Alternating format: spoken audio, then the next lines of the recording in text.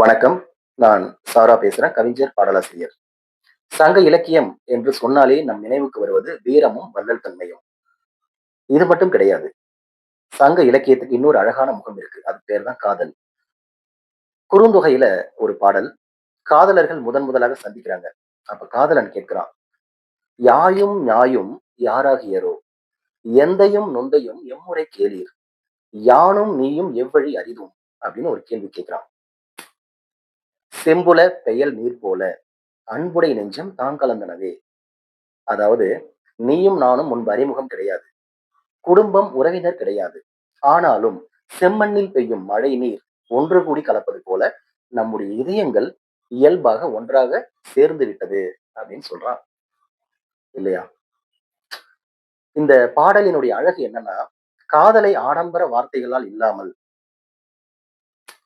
இயற்கையில் எளிதாக நாம் காணக்கூடிய ஒரு காட்சியை கொண்டு விளக்குகிறது. இல்லையா?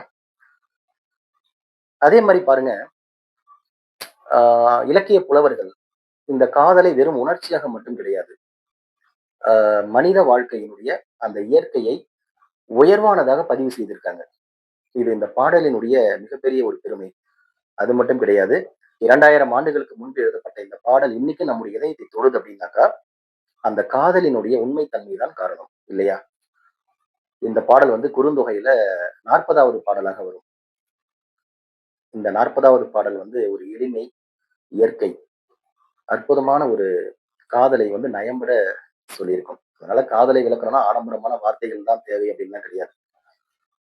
அற்புதமான இந்த ஒரு இலக்கிய நிகழ்வை உங்களோடு பகிர்ந்து கொள்வதில் எனக்கு மகிழ்ச்சி. நன்றி, வணக்கம்.